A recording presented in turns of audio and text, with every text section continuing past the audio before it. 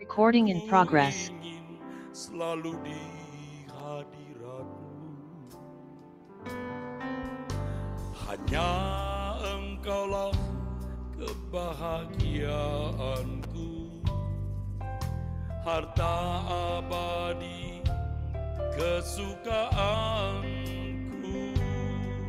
Ku tinggalkan dosa dan indahnya dunia,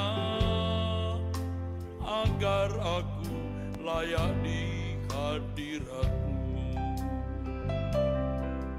Selalu di hadirat-Mu, di hadirat-Mu, aman dan nyaman jiwaku. Walau kehidupan banyak pergumulan, teduh dalam naungan-Mu. Selalu di hadirat-Mu, di hadirat-Mu, haus dan rindu hatiku. Di setiap waktu dalam hadirat Bapa, perhentianku sempurna.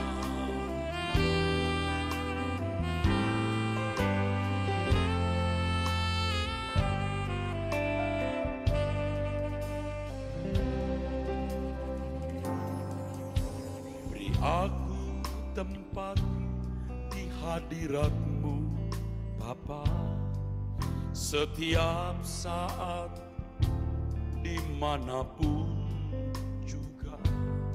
Sejak ku di bumi sampai nanti di surga, ku ingin selalu di hadirat-Mu.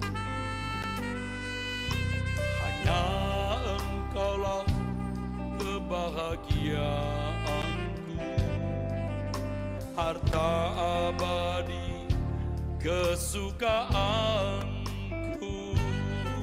Ku tinggalkan dosa dan indahnya dunia, agar aku layak di hadirat-Mu.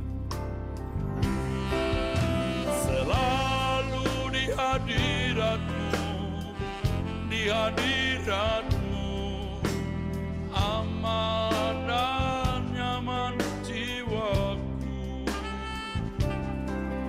Walau kehidupan banyak pergumulan, teduh dalam naungan-Mu. Selalu di hadirat-Mu, di hadirat-Mu, haus dan rindu hatiku. Di setiap waktu dalam hadirat Bapa, perhentianku sempurna. Selalu di hadirat-Mu, di hadirat-Mu, aman dan nyaman jiwaku. Walau kehidupan banyak pergumulan, teduh dalam naungan-Mu. Selalu di hadirat-Mu, di hadirat-Mu, haus dan rindu hatiku. Di setiap waktu dalam hadirat Bapa, perhentianku sempurna.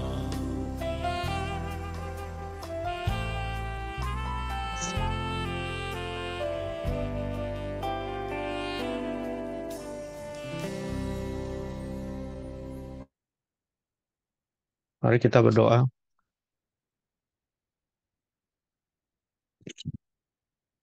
Bapak, kami mengucap syukur Tuhan untuk hari ini. Kami berterima kasih untuk pada malam hari ini kami boleh bersatu, kami boleh berada di dalam Zoom ini untuk bisa belajar kebenaran firman-Mu.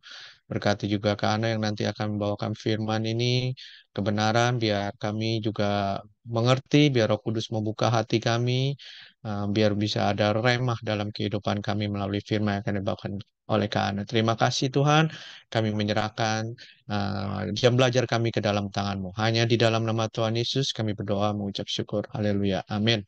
Silakan Kak Ana. Ya, makasih. Selamat malam, Bapak, Ibu semua dan saudara sekalian. Ya, eh, malam ini sebetulnya saya mau bicara tentang kepenuhan Roh Kudus. Tapi karya Roh Kudus itu kan selalu berbalik dengan karya setan, ya. Nah, kalau orang di apa itu dirasuk oleh Roh Kudus, itu istilahnya kalau dalam bahasa Indonesia itu kepenuhan Roh Kudus. Tapi kalau orang dipenuhi oleh setan, istilahnya kerasukan.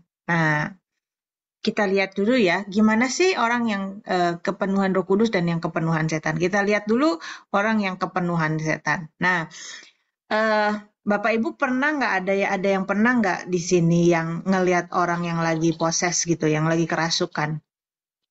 Saya pernah ya. Jadi biasanya itu atau kalau nggak mungkin lihat di film kali ya. Biasanya itu matanya kebalik gitu ya, atau matanya melotot, atau kelihatan putihnya aja gitu ya, lidahnya menjulur keluar, atau suaranya menggeram, atau punya kekuatan yang kayaknya tuh nggak masuk akal gitu. Misalnya kayak cewek badannya kecil tapi bisa ngangkat lemari jati kayak gitu ya. Nah, seperti itu. Jadi orang yang kerasukan setan itu ada cirinya gitu ya. Nah, seharusnya orang yang kerasukan Roh Kudus juga ada cirinya. Tetapi ternyata orang yang kerasukan setan yang kayak gitu tadi ya, yang mata mendelik, suaranya menggeram atau suaranya jadi beda gitu ya. Kalau kalau cewek bisa tiba-tiba suara harimau atau suara cowok, cowok suara cewek gitu ya. Atau misalnya nggak bisa bahasa, misalnya nggak bisa bahasa apa itu Batak, tiba-tiba berbahasa Batak, nggak bisa bahasa Jawa, tiba-tiba berbahasa Jawa, misalnya kayak gitu. Nah, eh, tetapi ternyata ketika orang yang seperti ini ya, misalnya di Indonesia tuh dulu beberapa saat yang lalu tuh ya suka ada yang namanya tuh kayak kerasukan massal gitu, misalnya di satu SMA atau di satu pabrik gitu ya, ada satu yang kerasukan tiba-tiba menjalar gitu ya, akhirnya rame-rame kerasukan. Tapi kalau secara psikologis sih eh, mungkin kerasukannya cuma satu, yang lain histeria aja gitu, istilahnya tuh histeria. Nah, orang yang seperti ini misalnya didatangin gitu ya, didatengin pendeta, diusir setannya itu ternyata gampang. Nah, itu yang namanya kerasukan setan temporal. Jadi mudah diusir setannya dan tidak permanen seterusnya seperti itu ya. Nah, tetapi ternyata di Alkitab ada kerasukan setan yang lebih parah, yang permanen, yang bahkan akhirnya bisa membinasakan. Misalnya Yudas, ya. Yudas itu sehari-hari dia kan karena memegang uang kas, tapi dia sering sekali mencuri. Di Alkitab dikatakan demikian, dan bahkan ketika Tuhan Yesus perjamuan terakhir, Tuhan Yesus berkata kepada Yudas, pergilah, lakukan apa yang mau kamu lakukan gitu ya. Dan di Alkitab dikatakan bahwa di situ Yudas kerasukan setan. Ya. Nah, eh, Yudas tidak mendelik-delik matanya, ya tidak menggeram-geram gitu ya, tidak aneh-aneh gitu ya. Yang dia lakukan menjual Yesus, ngambil duitnya. Nah, eh, masalahnya adalah Yudas sampai titik tidak balik dan dia bunuh diri dan dia binasa, gitu ya. Nah, kita lihat contoh yang lain. Saya share dulu. Nah, ini ya. Di Matius 16 ayat 21, sejak waktu itu Yesus mulai menyatakan kepada murid-muridnya bahwa ia harus pergi ke Yerusalem dan menanggung banyak penderitaan dari pihak tua-tua, imam-imam kepala, ahli-ahli Taurat, lalu dibunuh dan dibangkitkan pada hari ketiga. Nah, jadi di sini ada satu timing ya, sejak waktu itu. Jadi sebelum-sebelumnya tuh nggak pernah gitu ya. Tapi Yesus melihat bahwa murid-muridnya udah mulai siap. Nah, barulah dia mengatakan bahwa apa yang akan terjadi nanti. Ya, eh, Bapak Ibu Saudara, biasanya kalau orang yang hidup dekat bergaul dengan Tuhan gitu ya, ketika dia mau meninggal itu dia punya firasat gitu, dan biasanya kita dikasih tahu gitu ya. Nah, tentu ini bukan tidak sama seperti Yesus ya. Yesus sudah tahu bahwa tujuan hidupnya itu ya dia harus menjadi penebus dosa, dia harus mati. Dan dia mempersiapkan murid-muridnya. Ya, jadi ada waktu, ada timing di mana Yesus menganggap bahwa inilah saatnya aku mulai menyatakan, aku mulai ngasih tahu suatu rahasia bahwa aku harus menjadi penebus dosa itu harus dibunuh dan dibangkitkan pada hari ketiga. Nah, tetapi Petrus menarik Yesus ke samping dan menegur dia, katanya, Tuhan, kiranya Allah menjauhkan hal itu sekali-kali tidak akan menimpa engkau. Nah, di sini Petrus, ya, Petrus itu melihat bahwa punya konsep bahwa mati itu jelek. Ya, berapa banyak budaya-budaya di dunia yang menganggap bahwa kematian itu sial, kematian itu buruk gitu ya. Apalagi kalau mati terus udah gitu matinya kayaknya menyeramkan, ketabrakan gitu ya, pesawat jatuh dan lain sebagainya. Itu dianggap kayak kena kutuk, kayak kena tulah, kayak kena hukuman Tuhan gitu ya. Nah, dan ternyata itu juga konsep yang dimiliki oleh Petrus gitu ya. Dia katakan, kiranya Allah menjauhkan hal itu sekali-kali tidak akan menimpa engkau. Nah kan, pakai bawa-bawa nama Allah, pakai kata Allah gitu ya. Jadi biarlah Allah menjauhkan, Allah akan melindungi kamu. Padahal yang Yesus lakukan adalah kehendak Allah, yang Yesus lakukan adalah rencana Allah. Nah, Petrus kemudian Yesus berpaling dan berkata kepada Petrus, "Enyahlah iblis, engkau suatu batu sandungan bagiku, sebab engkau bukan memikirkan apa yang dipikirkan Allah, melainkan yang dipikirkan manusia." Yang ngomong di sini siapa? Yang ngomong Petrus kan? Tapi yang dimarahin siapa? Setan. Enyahlah iblis gitu ya. Sambil ngelihat kepada Petrus. Petrusnya kerasukan nggak? Petrusnya mendelik-delik nggak? Petrusnya menggeram-geram nggak? Enggak.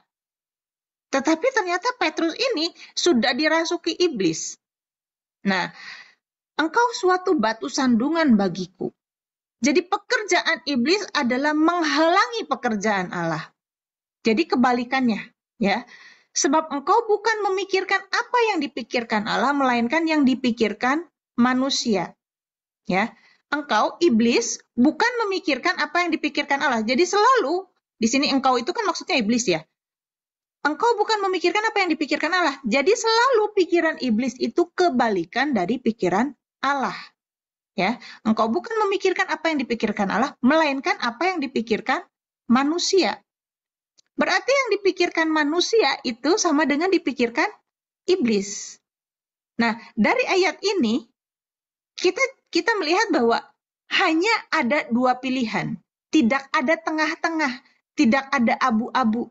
Hanya ada hitam, hanya ada putih. Hanya ada pikiran iblis dan pikiran Allah. Loh, kalau pikiran manusia, nah ternyata pikiran iblis sama dengan pikiran manusia, atau pikiran manusia sama dengan pikiran iblis. Jadi kita cuma punya dua pilihan. Enggak dong, pikiran manusia ya pikiran manusia aja. Nah, ayat ini mengatakan begitu.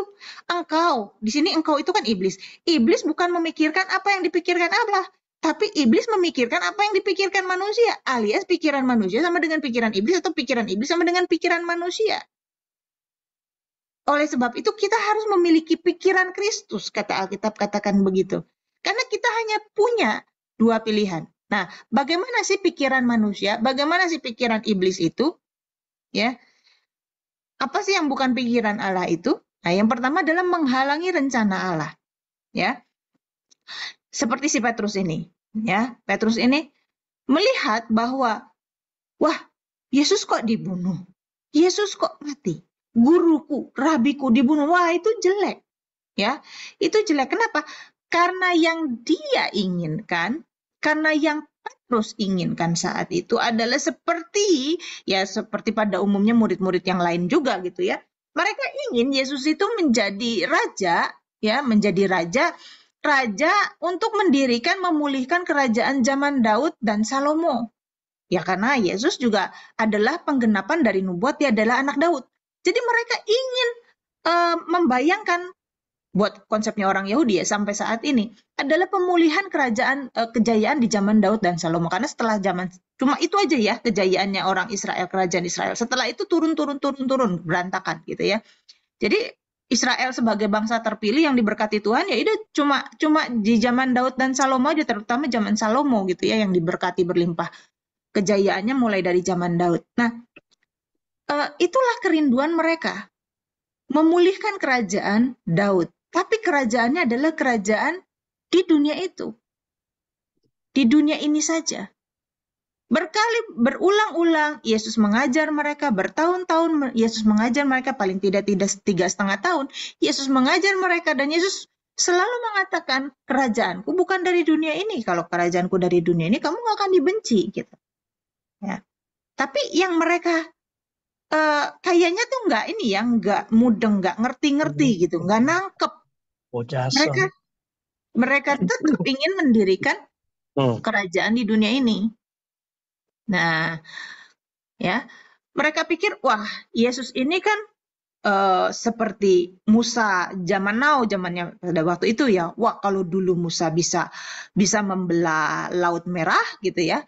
Musa bisa membelah Laut Merah. Nah, Yesus kan waktu itu meredakan angin topan di Danau Galilea gitu ya. Kalau Musa bisa membelah Laut Merah, Yesus bisa meredakan Danau Galilea. Berarti kalau Musa bisa nyemplungin tentara Firaun ke dalam laut, maka Yesus juga seharusnya bisa nyemplungin tentara Roma ke Danau Galilea. Kira-kira mungkin seperti itu, gitu ya. Nah, jadi pikiran manusia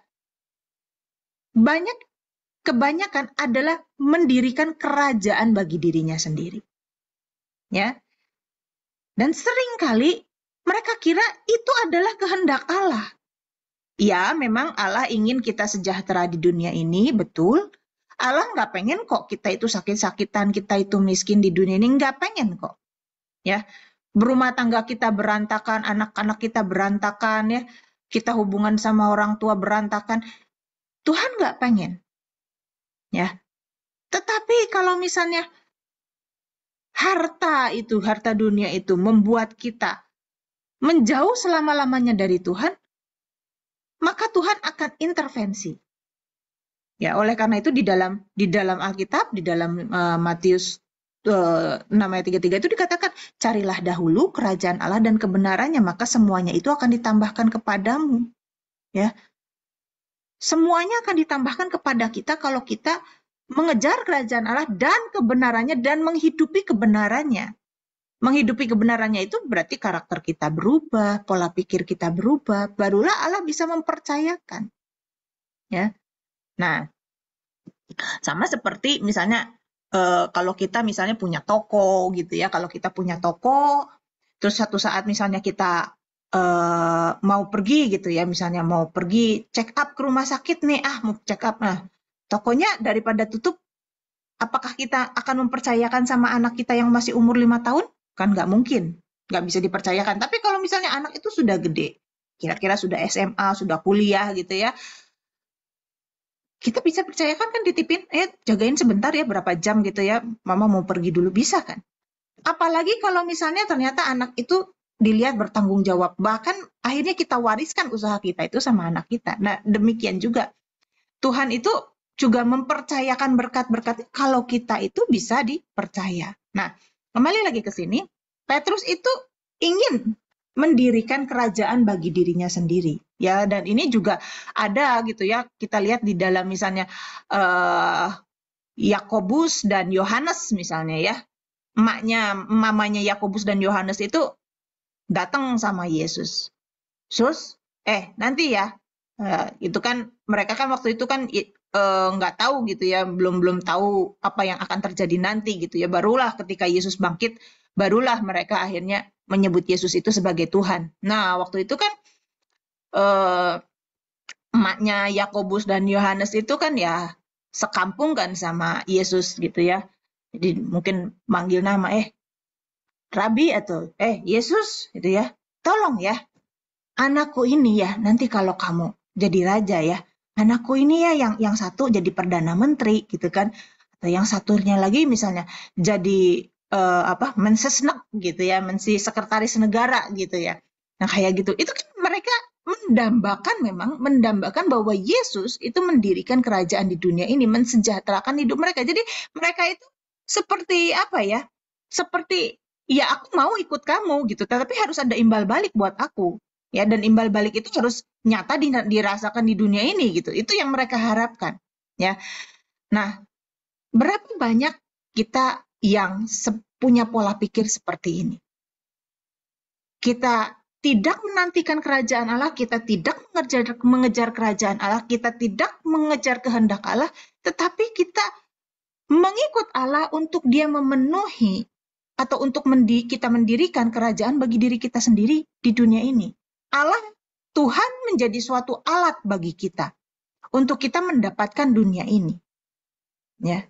Dan itu juga banyak terjadi bukan hanya di jemaat pada umumnya, bahkan di pelayan Tuhan. Di pelayan Tuhan. Banyak dari mereka yang masih hidup seperti dunia ini alias kerasukan setan. Walaupun tidak mata mendelik, ya, kejang-kejang, menggeram-menggeram gitu ya. Coba misalnya di gereja, misalnya seorang pemimpin pujian, misalnya dia di gereja seorang pemimpin pujian berkata, kudus, kuduslah, kuduslah Tuhan, Allah semesta alam. Wah, luar biasa sekali gitu ya. Apalagi ditambah dengan misalnya itu di mega church yang Megatronnya gede ya, lampunya mendukung, lightingnya mendukung, udah gitu pakai dry ice dan lain sebagainya, dan akhirnya dikira hadirat Allah padahal itu adalah gabungan dari sebuah theatrical gitu ya, dan jemaat tersentuh, wow, luar biasa gitu ya. Nah, ketika dia turun dari panggung, mungkin dia ke parkiran atau ketemu sama orang gitu ya. Banyak juga yang hanya pelayanan hanya pas tugas. Jadi kalau tugas, pimpin pujian, main musik, ya naik. Begitu khotbah, bosan keluar. Merokok di luar. Itu pernah saya saksikan di gereja besar di Malang gitu. Ketika hamba Tuhan naik, pemusik-pemusik selesai, karena mungkin mereka juga bosan gitu ya, 3 kali kebaktian atau 4 kali kebaktian, itu lagi lagunya kan. Terus mereka keluar, ngobrol di luar, kayak begitu. Jadi, apa yang tadi dikatakan, misalnya nyanyi kudus-kuduslah Tuhan, kayak begitu, itu ternyata cuma performance, itu ternyata cuma show, walaupun pakai nama Tuhan. Ya. Dan itu banyak juga yang menjadikan pelayanan itu sebagai sebagai misalnya eksistensi diri. Ya. Tapi merasa sudah pelayanan melakukan untuk Tuhan. Hanya karena apa yang mereka lakukan itu berhubungan dengan Tuhan gitu kan. Padahal jauh dari kehendak Allah. Nah, contohnya seperti itu. Atau misalnya seorang pengkhotbah, kayak saya ini lagi khotbah. Saya ini lagi khotbah pakai nama Tuhan kan, saya berbicara atas nama Tuhan. Tapi siapa yang tahu hati saya? Apakah saya itu memang berbicara atas nama Tuhan, menyampaikan pesan Tuhan, ataukah sekedar pandai berbicara, ataukah saya sekedar mencari keuntungan dari diri sendiri, misalnya eksistensi diri, nyari duit, ya banyak pengkhotbah yang nyari duit ya, diundang, di sana jemaatnya yang datang berapa? Oh, sekitar 30, nggak mau, kalau 500 saya datang, kayak gitu kan? Nah, ada juga misalnya pengkhotbah yang eksistensi diri, atau misalnya dia mencari kekuasaan, ya, atau dalam berkhotbah sendiri, misalnya dalam berkhotbah itu sendiri hatinya nggak tulus, hatinya nggak jujur, menyaksikan sesuatu yang dilebih-lebihkan. Nah, itu juga kan akhirnya munafik ya, berbicara atas nama Allah tapi nggak jujur, berbicara atas nama Allah tapi kepentingan sendiri. Nah ternyata di gereja juga banyak orang-orang yang pikirannya itu masih pikiran manusia. Kalau padahal Alkitab katakan, kalau pikiran manusia itu bukan pikiran Allah alias pikiran iblis. Atau kita bisa memuji-muji Tuhan di gereja, tapi pulang ke rumah, ya, ketemu sama pasangan kita, ketemu sama anak kita, atau misalnya kita ketemu sama pegawai kita, ya, lalu salah sedikit dimarah-marahin, atau kita sama pegawai kita kalau di Indonesia misalnya ya, pembantu rumah tangga itu sepertinya kok stratanya itu stratanya itu beda. Nah, apakah orang Kristen masih seperti itu, membeda-bedakan orang, ya, pelit dan lain sebagainya. Nah, banyak orang di gereja bisa menyanjung-nyanjung Allah, ya, bahkan pelayanan atas nama Tuhan. Tetapi ternyata masih banyak yang pikirannya itu kerasukan setan. Pikirannya itu tidak seperti pikiran Kristus. Ya, mencari keuntungan diri sendiri, hidup bagi dirinya sendiri. Nah, memang sulit untuk kita itu udah sekian puluh tahun hidup di dunia ya, apalagi kita itu selalu terpapar sama dunia ini. Sulit rasanya dan untuk berubah gitu ya. Dan seberapa besar kita pengen berubah, sebegitu juga Tuhan akan menolong kita. Contoh misalnya ya, kemarin malam saya itu lihat, wah sebentar lagi saya mau doa. Tapi sebelum doa, saya pikir tiba-tiba ada pesan masuk, terus saya lihat handphone dulu, dari satu klik handphone, klik ke yang lain, tanpa sadar, scroll, loh, kok sudah setengah jam ya? Tadi saya kan lihat, jam 7:30, oh ya, malam ini saya mau doa, jam 8 persis. Terus, lihat handphone dulu, ada pesan masuk, oh ya. Tiba-tiba scroll, loh, udah setengah jam. Kan seperti itu ya, kita itu kan hidup di dunia yang nggak steril gitu. Kadang kita nggak niat untuk membuang-buang waktu, tiba-tiba kita udah buang-buang waktu. Maunya tadinya menyembah Tuhan, tiba-tiba akhirnya fokus di handphone. Lihat video-video lucu. Walaupun bukan video-video yang macam-macam yang kotor apa segala macam ya. Karena yang sering saya like itu biasanya anjing gitu yang lucu-lucu gitu ya. Nah, itu akhirnya yang keluar tuh kebanyakan kayak begitu gitu. Tapi itu menyadarkan saya, ya ampun, aduh, gitu. Kok aku udah ngabisin waktu setengah jam. Kadang-kala sampai 1 jam. Ya ampun, aduh, kok aku sampai 1 jam ngabisin waktu cuma scroll gitu. Alangkah bergunanya kalau waktu yang tadi aku setengah jam atau 1 jam itu buang, aku bisa lakukan sesuatu yang lain gitu. Yang menyenangkan Tuhan atau yang berguna bagi untuk mengembangkan diriku. Misalnya belajar lah atau baca komentaris lah atau apa gitu ya. Nah, hal-hal yang seperti itu. Ya. Jadi untuk kita betul-betul bebas, steril dari dunia ini tuh kan sulit karena kita itu sudah terkontaminasi seperti itu. Ya. Nah, oleh karena itu kita itu harus selalu menguji hati. Kita itu harus selalu menjagai hati kita. Kita itu harus selalu mempertanyakan motivasi kita ketika kita melakukan sesuatu. Ya. Seringkali misalnya ya, saya di grup keluarga saya ya. Di grup keluarga saya itu ada beberapa cici-cici saya yang anti sekali sama Pak Eras. Dan seringkali ya kayak ngajak bertengkar gitu.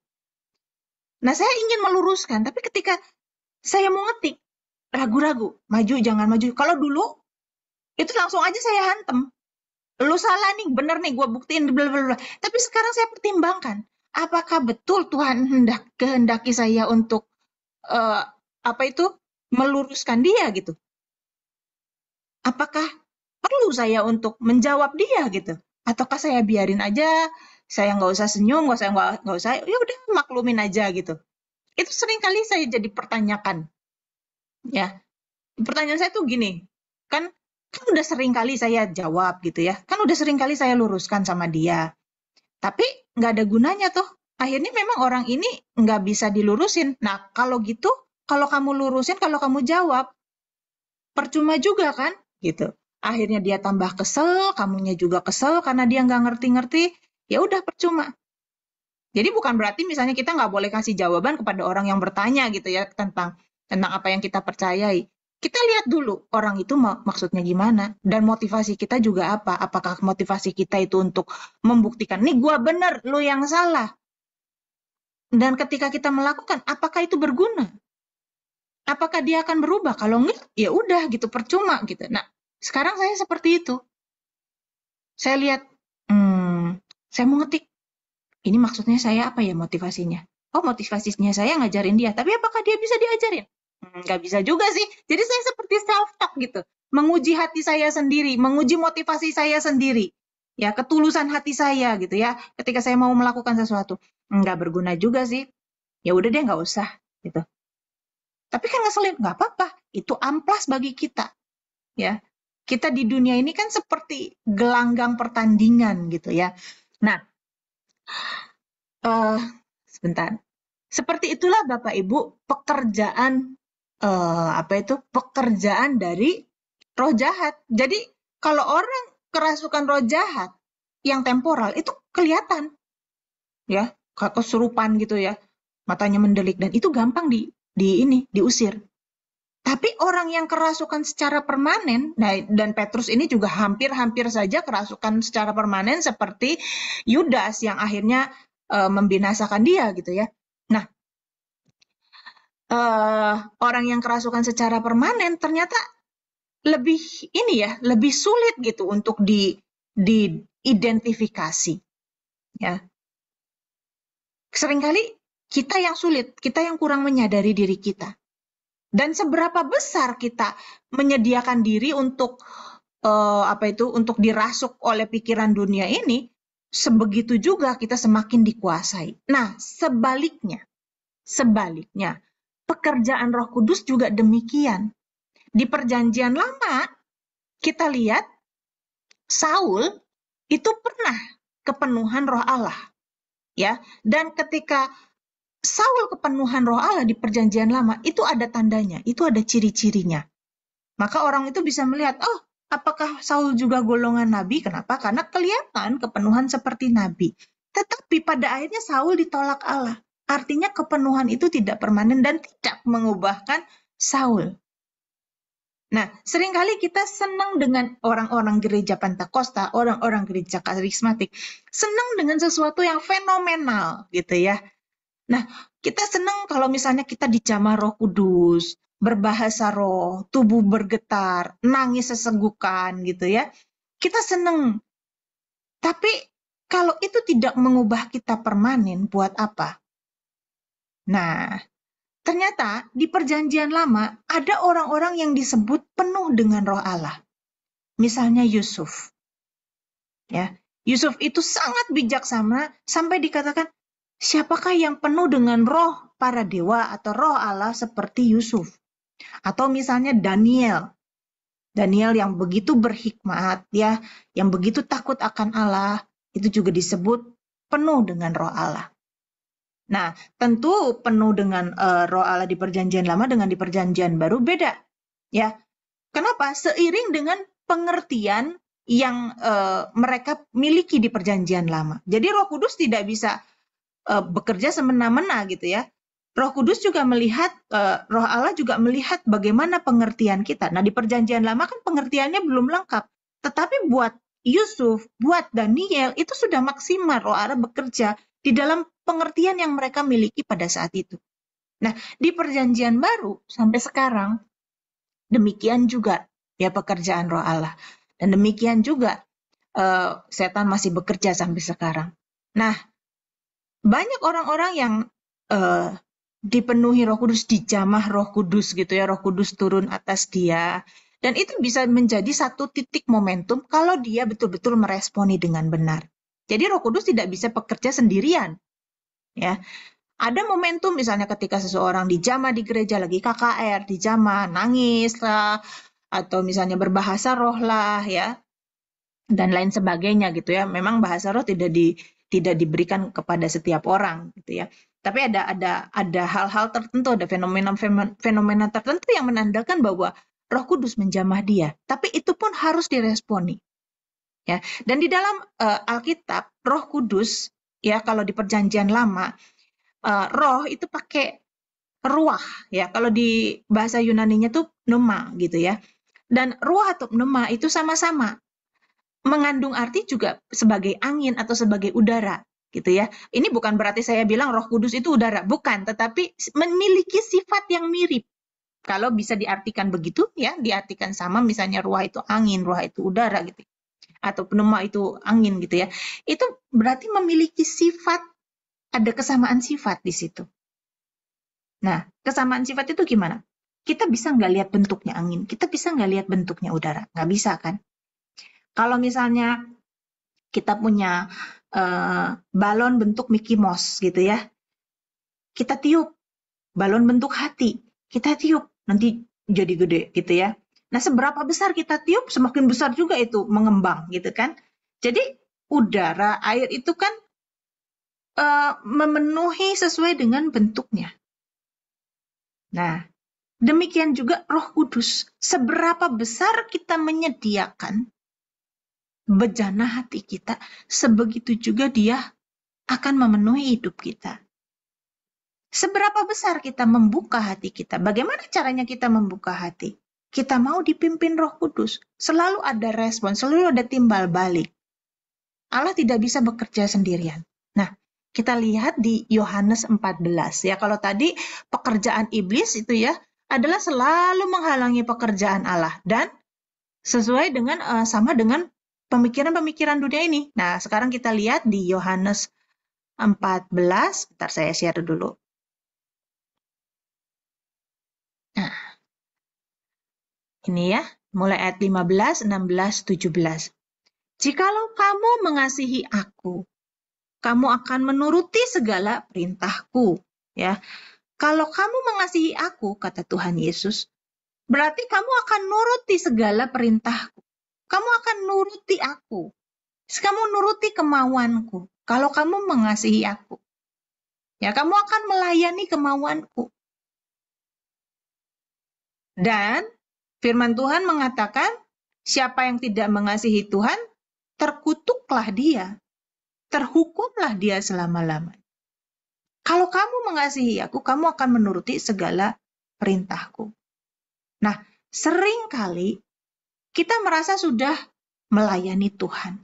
Tapi sebetulnya kita melayani ego diri kita sendiri.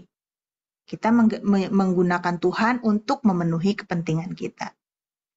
Ya, saya kasih contoh ya Bapak Ibu ya. Sekarang saya cuma tinggal berdua dengan suami saya di rumah, jadi saya udah nggak pakai pembantu. Tapi dulu waktu anak saya bayi, saya pakai pembantu. Nah, saya punya SOP gitu ya. Jadi saya kalau pergi aja saya pakai diapers gitu ya. Tapi kalau di rumah biasanya saya pakai popok kain gitu, bukan pakai diapers. Nah, jadi popok kain ini kan harus dicuci. Nah, saya waktu itu pakai pembantu yang pulang pergi. Jadi pagi dia datang, siang atau sore dia pulang. Nah, dan kalau dia nggak datang, berarti nggak dapat gaji, hitungannya seperti itu harian. Nah, saya kasih tahu, kalau nyuci gitu ya, kalau kamu nyuci popok bekas ompol nih, kamu harus dibilas dulu supaya air kencingnya hilang, baru kamu cuci, masukin ke mesin cuci. Nah, tapi kadang-kadang dia awalnya dibilangin begitu dia lakukan.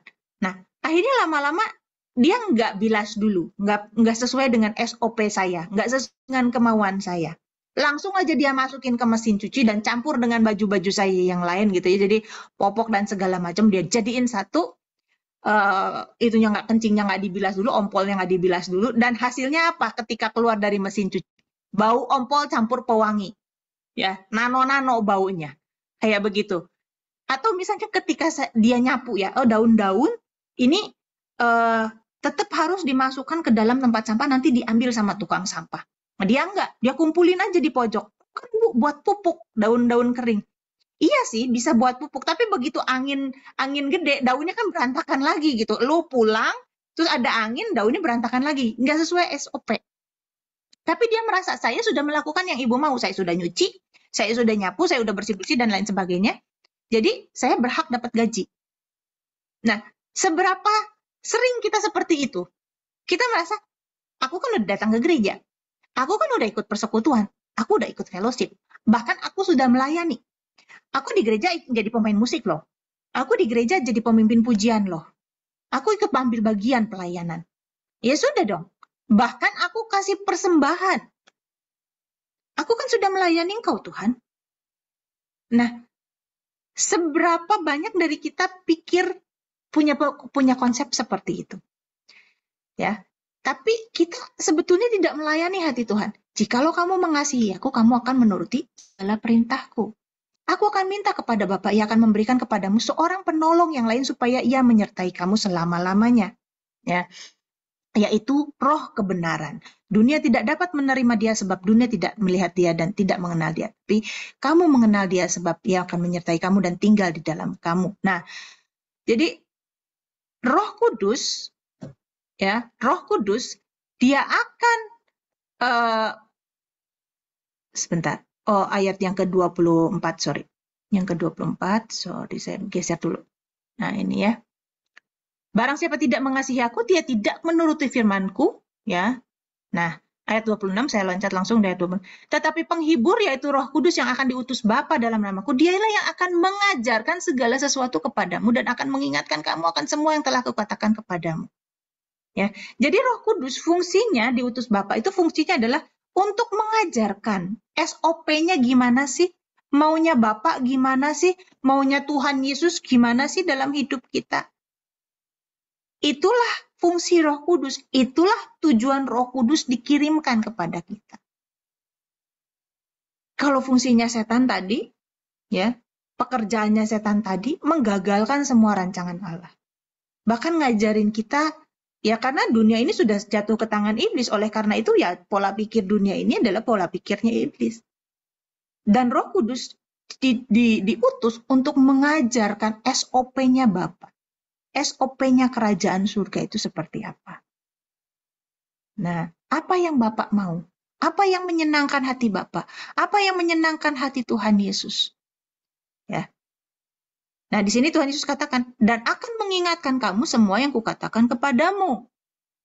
Ini Yesus lagi berkata sama murid-muridnya. Mereka ikut Yesus 3 tahun lebih, kurang lebih 3 tahun gitu ya. Jadi ketika Yesus berkata ini, aku udah ngajarin kamu 3 tahun ya. Sekarang aku akan pergi kepada Bapa. Tapi tenang, nanti ada Roh Kudus yang akan mengingatkan. Nah, mereka diajarin yang langsung sama Yesus dan mereka diingatkan oleh Roh Kudus apa yang Yesus sudah ajarkan. Tapi kita bagaimana? Kita nggak diajar langsung dong sama Yesus. Dia akan mengingatkan kamu, kan kau katakan, kapan Tuhan Yesus mengatakan itu sama kita? Nah, Roh Kudus yang akan mengingatkan kita tentang firman-firman yang sudah kita pelajari. Roh Kudus yang akan lebih memberikan penjelasan lebih jauh lagi daripada sekedar firman. Mungkin saya misalnya berkata-kata seperti ini ya. Saya menjelaskan seperti ini semampunya saya. Sesuai dengan apa yang saya bisa sampaikan. Tapi lebih daripada itu, Roh Kudus yang akan mengingatkan. Contoh misalnya di dalam Alkitab. Ya, di dalam Alkitab misalnya contohnya seperti ini. Orang Yahudi itu punya aturan tentang makanan halal dan haram.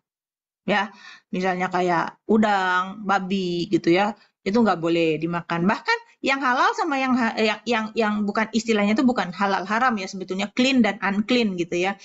Bahkan yang clean dengan clean itu juga nggak boleh digabung. Kayak misalnya daging merah dengan produk susu. Itu nggak boleh digabung, jadinya unclean gitu. Jadi kalau kita ke Israel nggak ada tuh yang namanya burger yang ada daging dengan kejunya atau makaroni skotel gitu, nggak ada gitu ya. Karena itu unclean buat mereka. Produk susu nggak boleh dicampur dengan produk daging merah gitu. Nah, terus ketika suatu hari mereka itu juga harus mencuci tangan dan lain sebagainya. Nah, suatu hari murid-muridnya ini nggak cuci tangan, terus ditegur. Nah, Yesus belain murid-muridnya.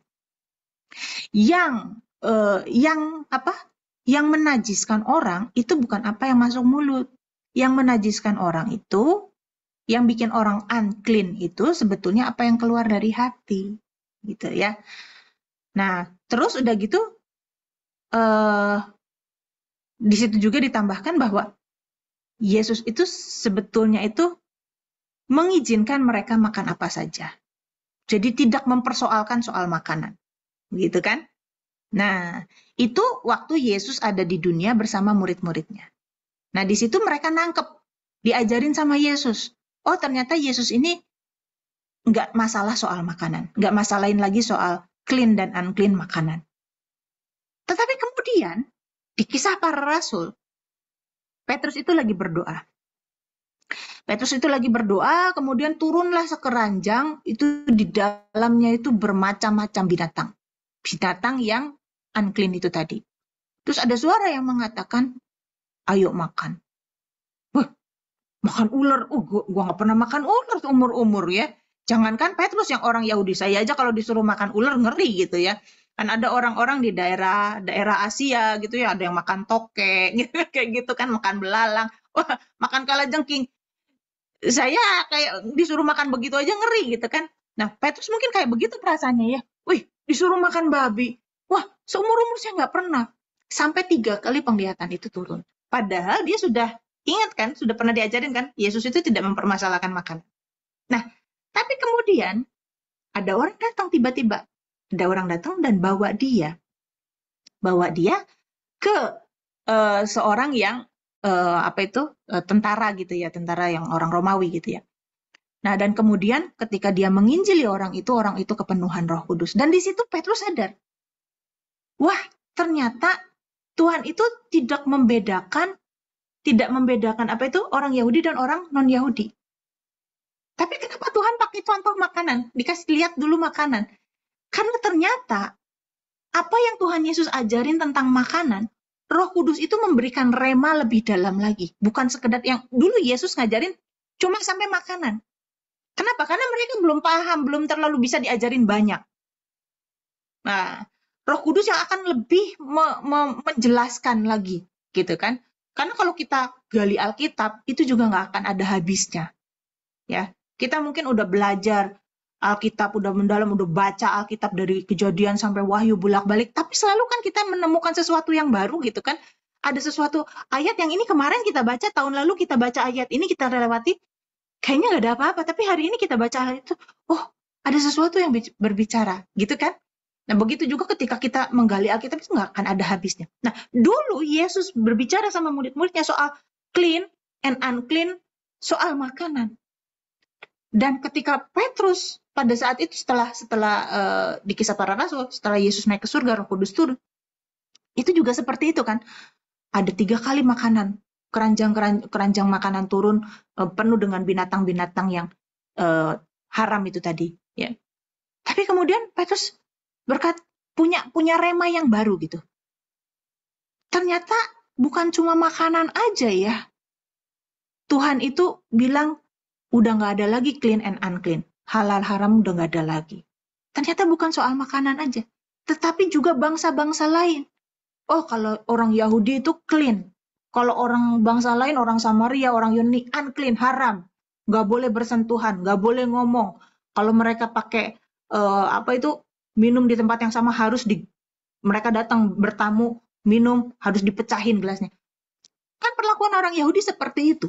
Makanya misalnya ketika Yesus datang kepada perempuan Samaria itu aneh. Kamu orang Yahudi minta minum sama aku. Emang kamu nggak jijik gitu kan?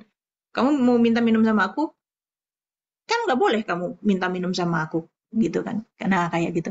Nah, Petrus punya sesuatu rema yang baru. Oh, ternyata ini bukan soal makanan aja yang haram dan gak haram. Ternyata bangsa-bangsa lain juga. Nah, itu karya Roh Kudus itu terus mengajarkan lebih dalam lagi dari apa yang sudah Yesus katakan. Nah, demikian juga kita sekarang. Karya Roh Kudus itu membuat kita tambah dalam mengerti. Dari apa yang sudah kita dengar, apa yang sudah kita baca di kitab suci, apa yang sudah kita dengar dari khotbah. Dan memampukan kita memahami dan mendorong kita untuk melakukannya. Mengerti kehendak Bapa lebih dalam lagi. sampai mengubahkan kita dan mempersiapkan kita ke kerajaannya yang akan datang. Nah, itulah karya Roh Kudus. Nah, seberapa besar kita membuka diri kita, sama ya, seperti seberapa besar kita membuka diri kita untuk dunia ini, kita akan semakin terkamiri oleh dunia ini. Begitu juga seberapa besar kita membuka diri kita untuk Roh Kudus, sebegitulah Roh Kudus akan memenuhi hidup kita. Nah, bagaimana caranya kita membuka ketika kita melembutkan hati kita dan kita mau dibentuk dan kita mau taat kepada apa yang diperintahkan oleh Roh Kudus, apa yang diingatkan oleh Roh Kudus. Itulah cara kita membuka hati. Ya, Bapak Ibu. Nah, jadi untuk itulah Roh Kudus datang. Untuk itulah kita dipenuhi Roh Kudus. Dan ciri-ciri orang yang dipenuhi Roh Kudus adalah orang yang selalu berhikmat, selalu tepat dalam bertindak. Ya, tidak sembarangan, tidak serampangan. Ya, tentu ini saya sendiri masih berjuang seperti tadi yang saya contohkan. Seringkali saya nggak tepat dalam bertindak. Saya maunya begini, padahal itu bukan mungkin apa sih salahnya kalau orang dunia gitu ya. Alah lu fanatik amat, apa salahnya nge-scroll video-video, apa salahnya ngeliatin handphone berlama-lama, apa salahnya main game di HP, gitu kan? Ya mungkin kalau kita masih kanak-kanak rohani, ya, tapi kita selalu dituntut untuk bertumbuh. Ya. Selalu Tuhan itu menginginkan kita untuk bertumbuh. Dan untuk saya merasa ini udah nggak zamannya deh kamu begitu terus. Nggak zamannya deh kamu ngeliatin film seri. Udah nggak zamannya. Udah waktunya. Nah, tentu setiap orang levelnya beda-beda. Tuntutannya beda-beda. Ya. Tapi itu kembali. Seberapa besar sih kita ingin bertumbuh? Seberapa besar sih kita ingin menyenangkan Tuhan? Seberapa mau kita untuk mendetoks diri kita dari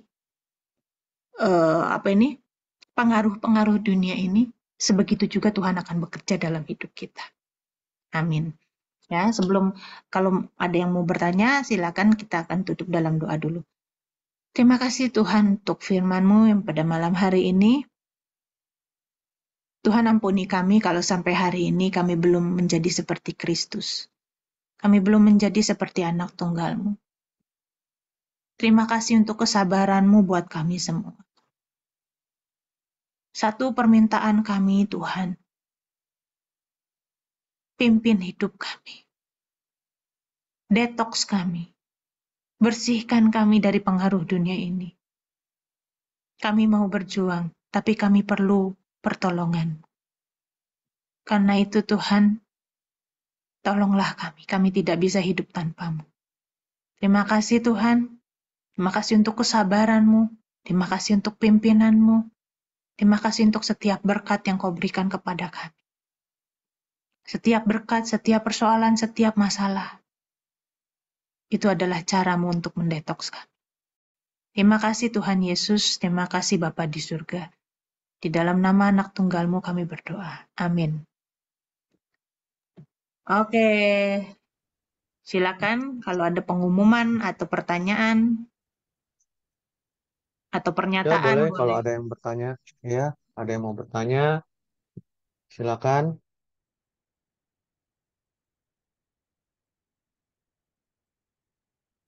Saya minum. Saya tanya duluan nanti keburu Agongnya bangun. Pertanyaan silakan, saya sebenarnya pertanyaan ini kepingin saya tanyakan ke Abang Pak Eras ya, karena ini ada hubungan. Cuma saya barangkali ada yang bisa menjelaskan apa yang saya pikirkan. Doa dan puasanya Pak Eras itu puasanya itu kok 1 minggu kan 1 kali, tapi kenapa harinya tuh kok enggak sama gitu loh. Kok apa Pak Eras tuh besok itu kan hari Selasa. Oh, besoknya hari apa gitu. Pak Eras itu dapat wahyu apa melihat Pak Erasnya waktu itu pas nggak ada acara atau gimana gitu. Tapi kalau saya mengikuti itu kadang-kadang nggak bisa. Wah, besok hari Rebo puasa gitu. Waduh. Terus hari Selasanya, wah ini besok ini pasien saya begini begini, tiba kadang-kadang saya lupa, iya ya ini puasa saya udah keburu minum gitu. Iya, saya kepingin kenapa ya, terus kalau boleh apa boleh ya, kayak saya nih, yang penting kan 1 minggu sekali Pak Eras usulkan, dalam waktu 1 minggu sekali, terus saya buat sendiri aja, pokoknya saya besok puasa, jadi nggak ngikuti harinya Pak Eras itu gimana. Terima kasih, mohon Ya, dijelaskan. mungkin lebih tepatnya nanti Bu Lili tanyain ya. Tapi kalau yang saya tangkap itu biasanya Pak Eras tuh spontan. Kayak misalnya di ibadah ya, dia tanya, Pak Kyong nanti hari apa ya puasanya? Oh nanti kalau kalau Kamis nanti ada gini, nanti kalau Selasa begini, kalau Rabu begini. Jadi ya mungkin gitu ya, tapi tanyain aja langsung. Kelihatannya memang apa nyari waktu yang pas gitu ya untuk bisa doa puasanya gitu. Nah, tapi Hmm, gini Bu Lili, ya. karena di dalam kekristenan itu tidak ada syariah, tidak ada hukum yang mengatur harus begini. Kayak misalnya orang Yahudi itu Senin Kemis puasanya, ya. Nggak ada itu Hmm. orang Kristen itu harus begitu gitu ya. Atau misalnya orang Muslim itu puasanya di bulan Ramadan 1 bulan penuh. Nah, wajib seperti itu. Orang Yahudi wajibnya di Yom Kippur aja satu hari 1 tahun. Tapi yang tidak wajibnya itu misalnya Senin Kemis, sama orang Islam juga yang tidak wajibnya Senin Kemis, yang wajibnya bulan Ramadan. Nah, orang Kristen itu nggak ada syariah, nggak ada hukum. Tetapi bukan berarti tidak berhukum. Nah, eh, maksudnya kita jangan menjadikan itu rutinitas keharusan. Kalau hukum itu kan keharusan. Ya kita harus untuk mencari Tuhan sungguh-sungguh. Tapi nggak mesti saklek, wah dibuat harus hari Senin tiap hari Senin gitu ya. Atau harus bulan ini begini, enggak. Kayak misalnya saya sendiri, ini saya buka rahasia ya. Saya sendiri waktu Pak Eras itu puasa yang bulan Ramadan kemarin 1 bulan itu ya. Itu saya lagi hektik. Saya lagi hektik ngejar tesis karena saya harus wisuda bulan Mei. Saya mau ngejar wisuda. Kemarin saya udah wisuda. Tapi waktu itu 1 bulan itu saya hektik-hektiknya saya ngejar tesis saya. Dan saya kalau ngerjain tesis itu kalau saya berpikir asam lambung saya naik. Dan kalau saya ngerjain tesis saya harus ngopi. Udah ditambah stres dan kopi pasti asam lambung saya naik. Jadi saya nggak mungkin puasa. Jadi saya waktu itu saya memang nggak bisa puasa. Tapi yang saya lakukan, saya komitmen. Saya tidak mau tertinggal dengan saudara-saudara saya di GSKI gitu. Saya nggak mau tertinggal gitu. Saya nggak mau ketinggalan. Apa yang saya lakukan? Ketika mau menjelang Hari Raya Pentakosta, saya puasa 10 hari. Istilahnya saya bayar gitu loh. Saya seperti itu. Saya nggak mau ketinggalan dong. Mereka waktu itu sudah puasa. Mereka sudah mendapatkan apa ya kayak misalnya berkat-berkat rohani gitu ya. Oh, saya juga harus. Saya masa ketinggalan. Nah, setelah saya selesai, karena saya waktu itu nggak memungkinkan saya puasa, setelah saya selesai saya kejar 10 hari saya puasa. Bukan ngejar turunnya Roh Kudus ya, saya nggak ngejar turunnya Roh Kudus. Ya, Roh Kudus turun 1 kali ya 2000 tahun yang lalu sama ya. Yesus cuma lahir satu kali ya, tapi tiap tahun kita ngerayain Natal. Yesus cuma disalib 1 kali, tapi tiap tahun kita ngerayain Paskah. Roh Kudus turun juga 1 kali, tapi tiap tahun kita ngerayain Hari Raya Pentakosta gitu ya. Jadi sebelum Hari Raya Pentakosta itu, di mana gereja-gereja Pentakosta itu biasa puasa 10 hari, saya ikut puasa. Bukan untuk ngejar kepenuhan Roh Kudus, tapi komitmen saya ikut sepenanggungan, ikut dengan keluarga GSKI. Nah, itu yang saya lakukan, gitu, Bu Lili. Terima kasih penjelasannya. Ngerti sekarang. tapi tapi saya bisa salah gitu, jadi tanyain aja langsung sama Pak Eros, gimana sih Enggak, Pak? saya enggak tahu gimana caranya nanya di Apam. Ya sudah kalau begitu saya tahu. Terima kasih karena atas Sama-sama. Atau mungkin Jason atau Daud punya pendapat yang lain, silakan. Ya, sama Kak kamu. Kita nggak syariah gitu ya. Ngikuti aja. Silakan yang lain. Kalau saya loh ya, pendapat saya, puasa itu nggak kan dari keinginan hati ya. Kok seperti saya kadang juga nggak selalu ngikutin Pak Eras. Kalau Pak Eras ini misalnya hari puasa, kemungkinan kemungkinan besok saya sendiri juga ya kepingin puasa, saya puasa gitu, Mbak Lili. Tergantung keinginan kita pas ingin semakin dekat sama Tuhan ya. Kalau saya pengen puasa, saya puasa. Nggak terlalu harus Iya, ikutan iya, iya. loh. Iya, Terima terima kasih. kasih kalau gitu. Saya juga mau gitu aja. Aku pengen puasa ya puasa. Iya, Ya, tapi terima tentu kasih. harus ada disiplin rohani ya, boleh ya, kayak doa doa pagi. Jangan sampai pas kepingin doa doa, pas kepingin doa nggak pengen doa. Oh, Itu harus kalau ada disiplin pagi Oh, rohani. itu rutin pasti kan. juga. Ya, sama. Misalnya minggu ini Pak Eras puasa Selasa. Terus kita pas nggak bisa nih, Bu Selasa. Lili pas repot misalnya.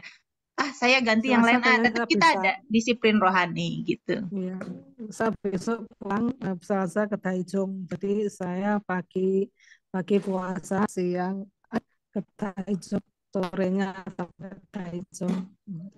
Makasih karena ini aku. Iya. Bu Lisa biasanya banyak pertanyaan. Ayo Bu Lisa, kalau jawab di chat susah Bu Lisa. Nulisnya kecil-kecil. Mata saya udah +2.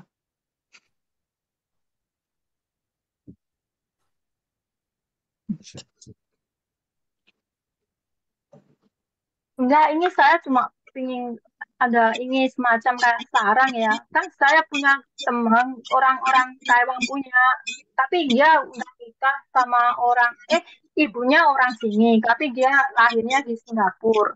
Terus nikah sama orang Malaysia. Ya, terus kan saya sering adakan ngisi postingan Pak Era di apa di internet saya ya.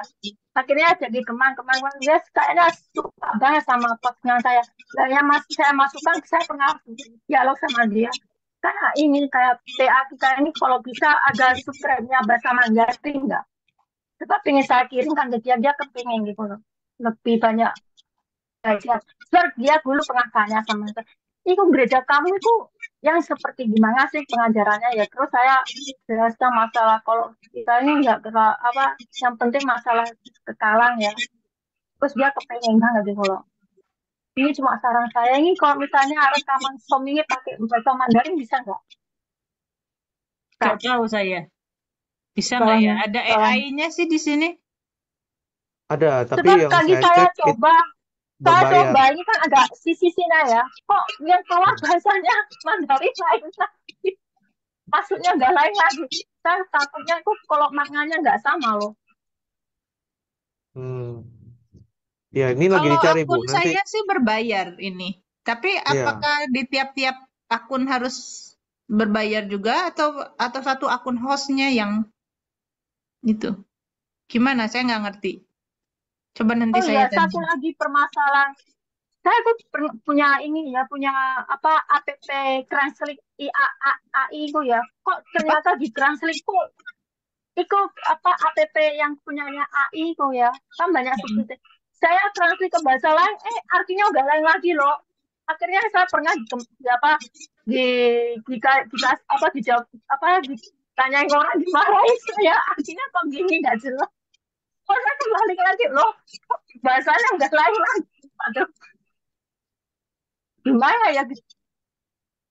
Oh, Itu Bu Lisa kan ada yang renungan Daily Enlightenment itu yang sudah diterjemahin ke bahasa Mandarin, ada ya, voice-nya juga maksud itu. saya bukan bukan yang kru dialing kan ada kata yang kepenyanyi yang itu yang rekos day ini ke kepenyanyi Pak Doli Wijaya itu yang kecil-kecil itu loh. Saya kan banyak Oh, bagus-bagus ya. Saya quotes artikan quotes sendiri itu tuh. terus kadang loh kok bahasanya udah lain seperti ini ke mematikan kegagingan itu kalau yang di A lain lagi loh artinya menyembelih paginya kesannya jelek banget itu. Makanya Diterjemahkan harafiah. Iya.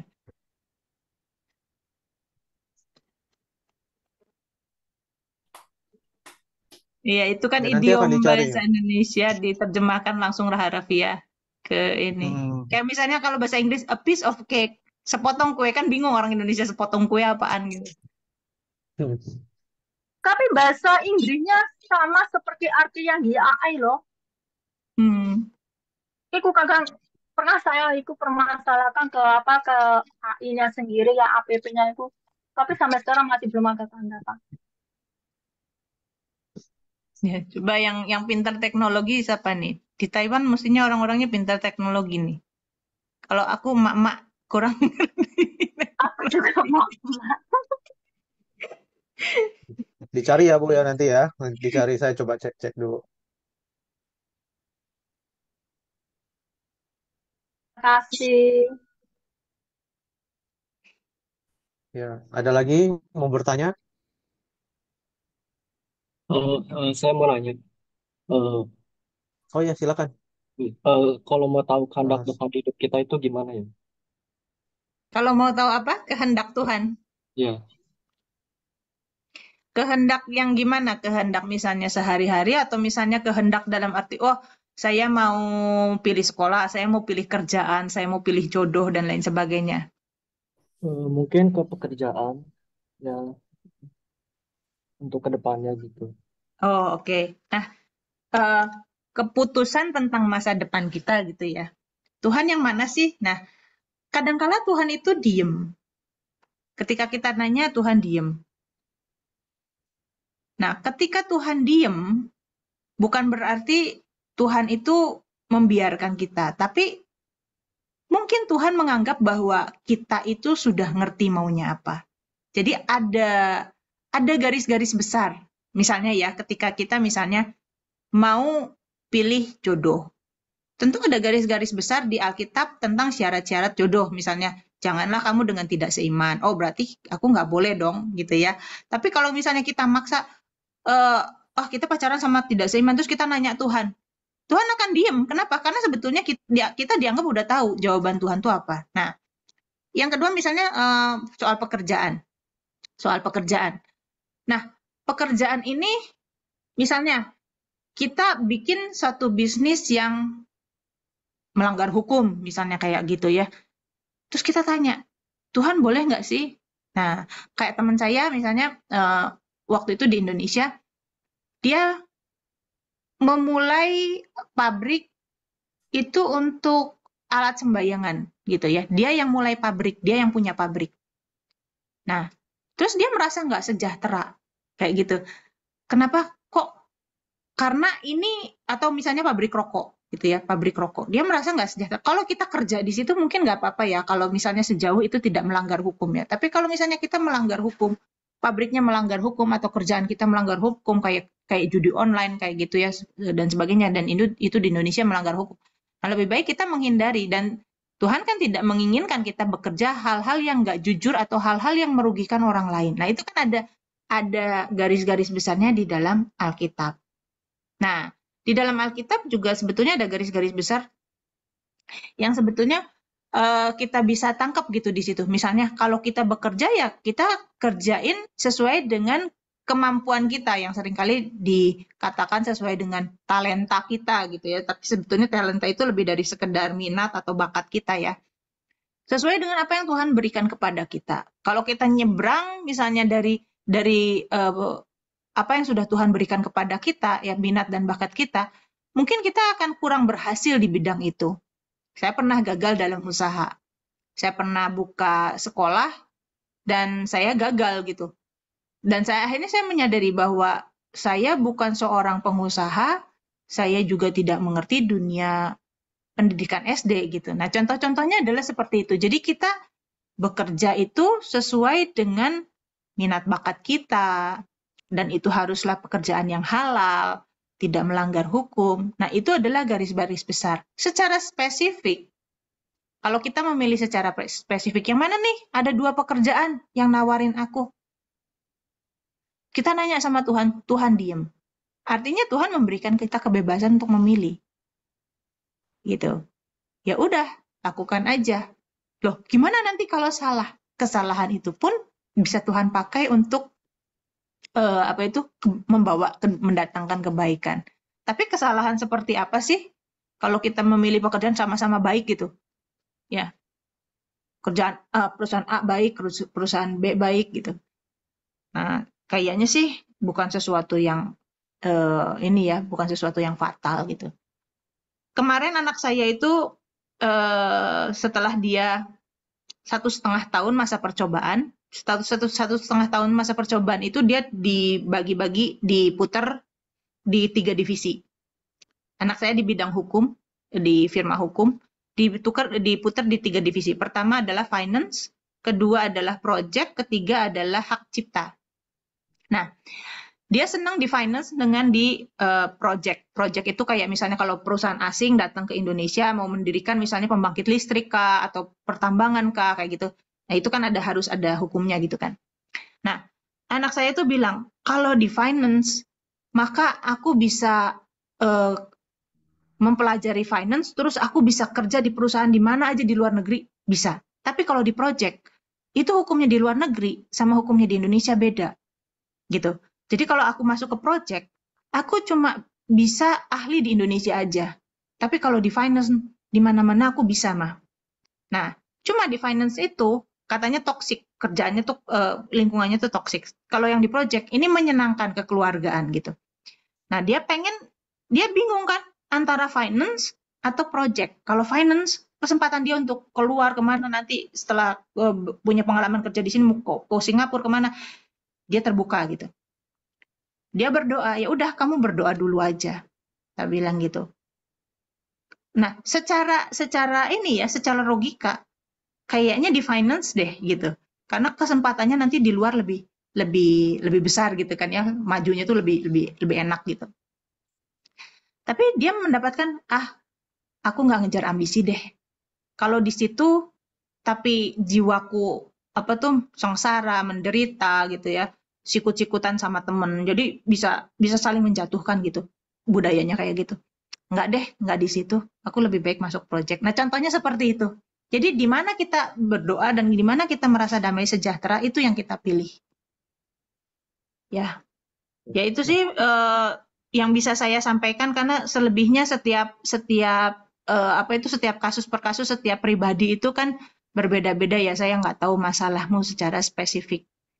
Oh iya, oke, makasih jawabannya Kak Roni. Sama-sama. Oh, mau nanya lagi satu lagi. Tadi terkait tentang jodoh, itu kan katanya di Alkitab kan ada yang sesuai equally yoked, jadi sesuai apa ya, seiman gitu. Tapi kalau gitu di Alkitab juga kan di Matius, Tuhan Yesus kan duduk sama orang berdosa untuk mencari orang-orang yang tidak mengenal.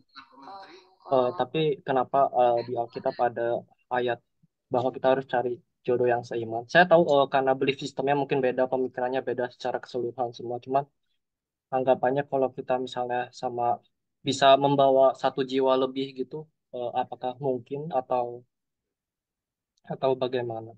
Karena saya kalau kita berdoa gitu biar misalnya pasangan kita berubah jadi percaya gitu juga, apakah Tuhan bakal jawab? Karena itu kan hal yang diingini Tuhan kan untuk membawa jiwa lebih biar bisa mengenal Kristus gitu. Nah, gini, Tuhan itu duduk sama orang berdosa. Tetapi ketika Tuhan duduk dengan pemungut cukai, misalnya Zakheus. Zakheus ketika bertemu dengan Tuhan, itu bertobat. Tuhan bertemu dengan perempuan yang hendak dilempari batu, dibunuh ya, dirajam. Dan Tuhan katakan kepada perempuan itu apa? Pergilah dan jangan berbuat dosa lagi.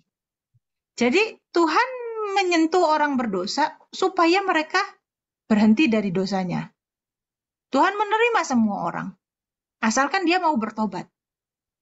Nah, kalau nggak bertobat ya enggak gitu, nggak bergaul kalau mereka nggak bertobat. Jadi bergaul itu setelah mereka mau mendengarkan Yesus, mau diubahkan, mau ngikutin ajarannya Yesus, mau dengerin Yesus datang ngajar gitu.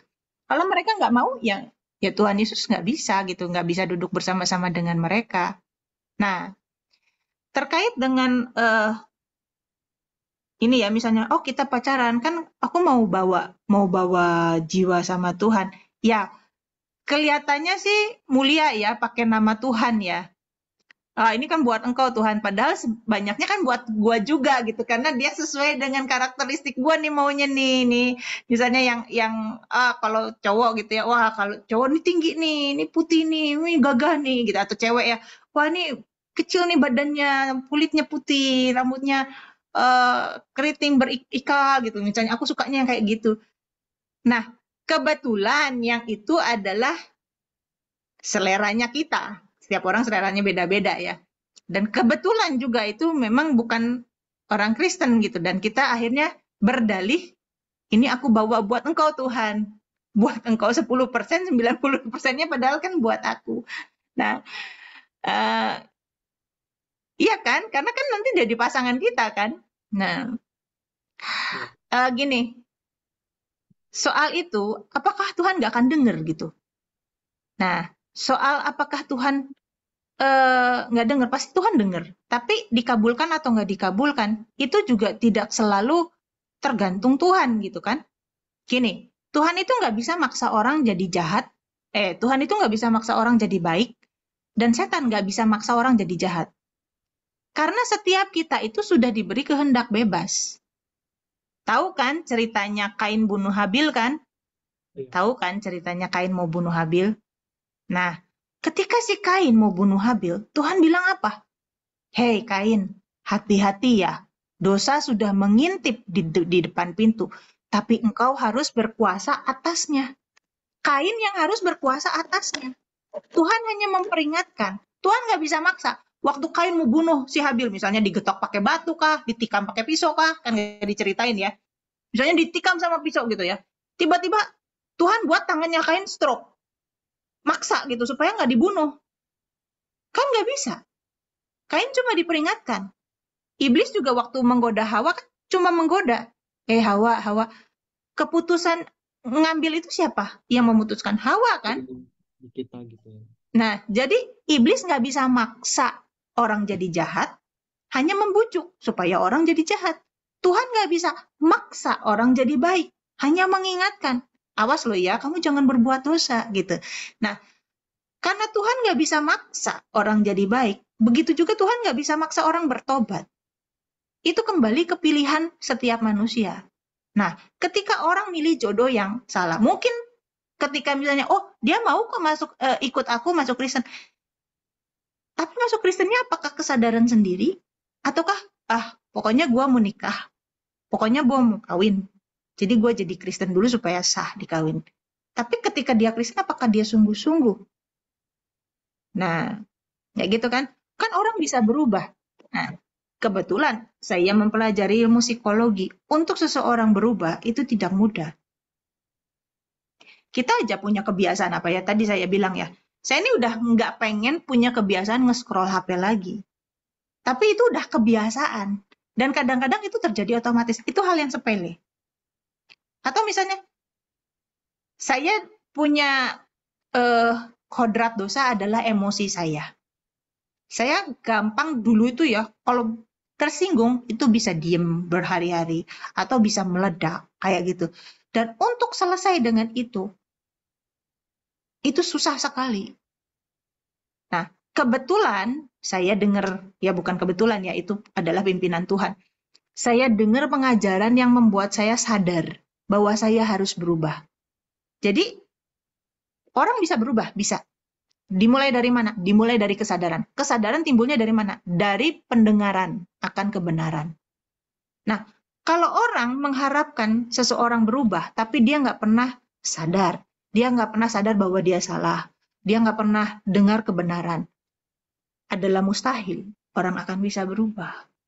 Orang yang udah sadar aja, itu sulit untuk berubah.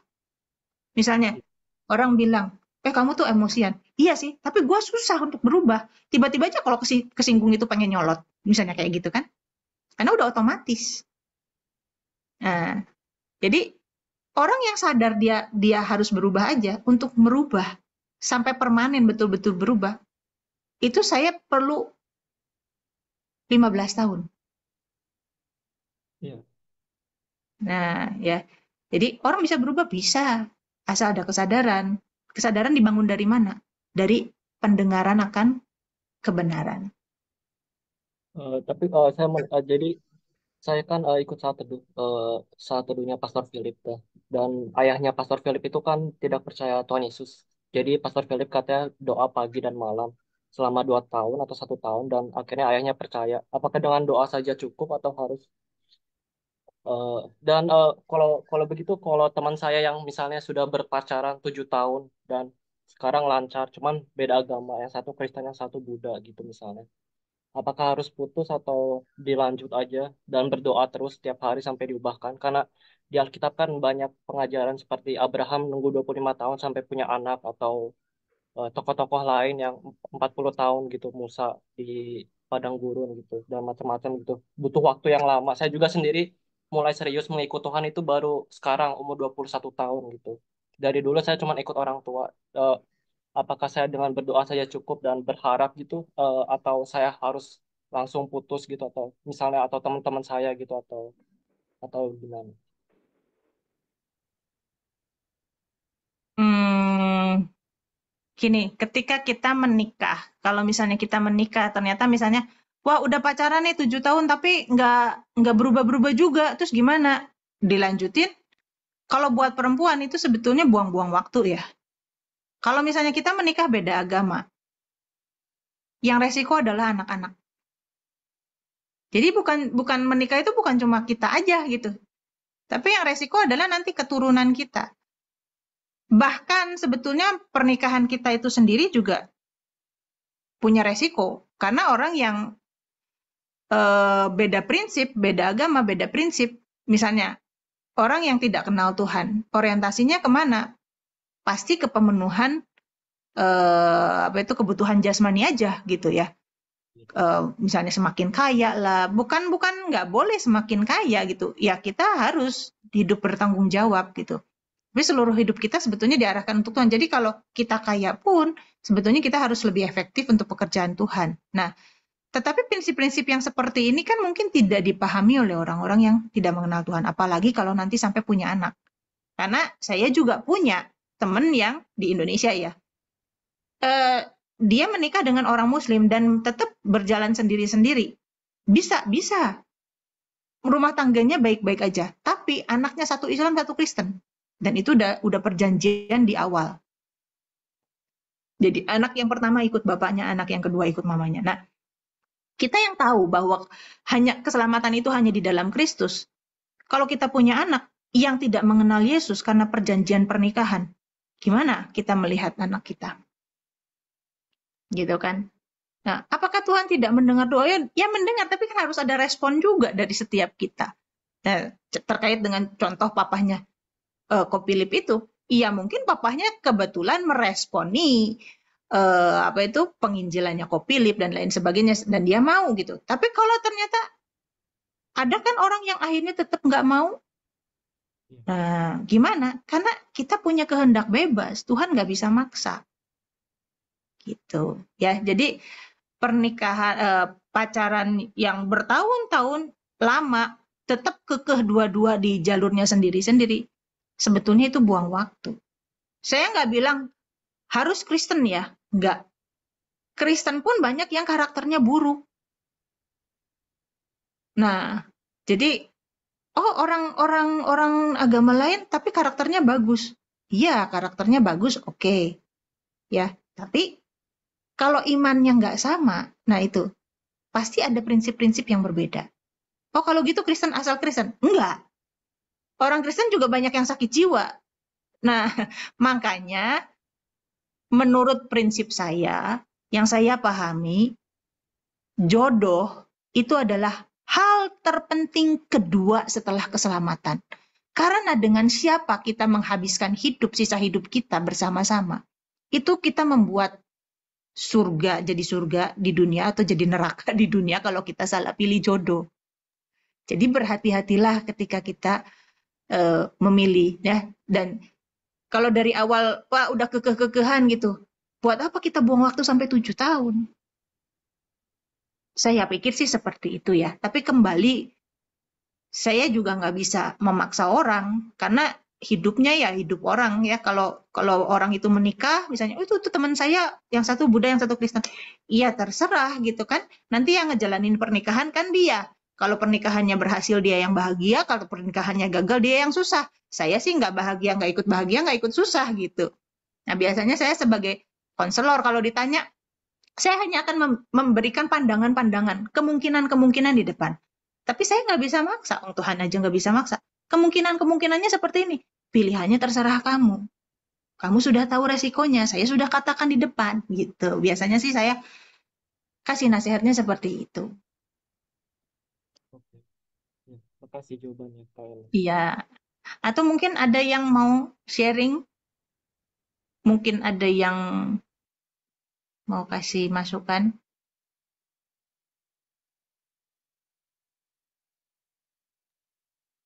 Kak Ana, sehubungan dengan pertanyaannya ini Joshua tadi, sebenarnya saya juga ada pertanyaan sering ganda loh ya. Sebab kayak keluarga saya ini kan jujur aja ya, cuma saya sendiri yang barusan belajar agama Kristen ini ya. Sementara suami saya bisa dibilang juga enggak, anak saya juga enggak. Terus kan saya juga punya harapan seperti anak saya ini kalau bisa mengal apa mengal Yesus ya.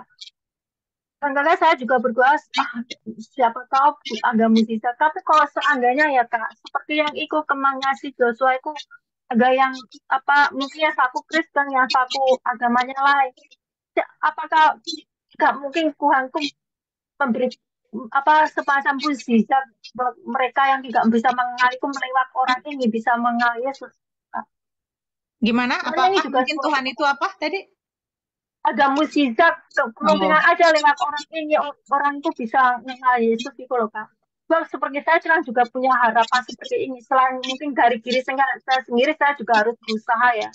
Tapi ya mungkin aja setelah ya ada seseorang yang bisa memberi dia mukjizat untuk bisa dia tuh bisa mengenal Yesus.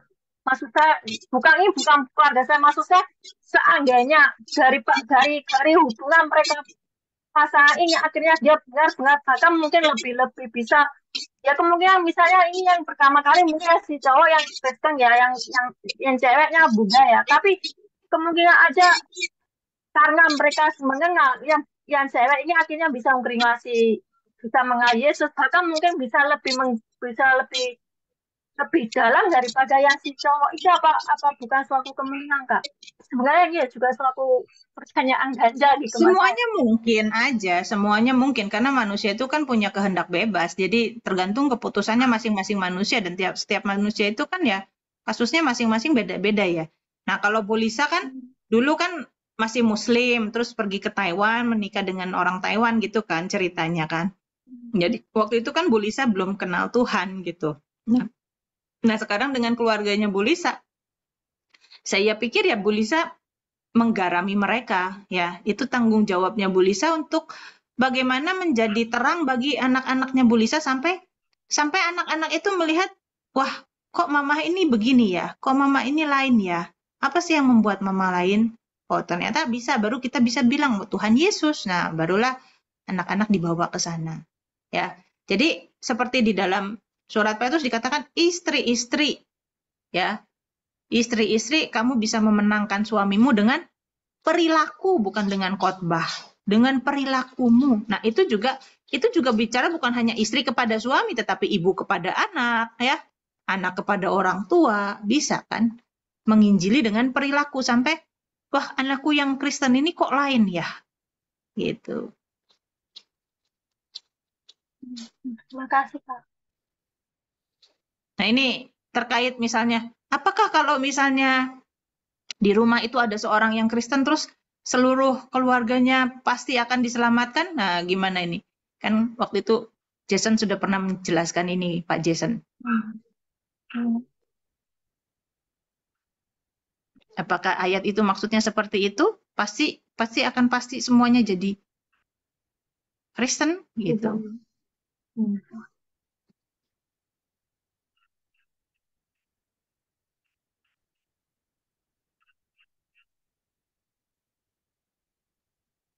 Oke, masih ada pertanyaan?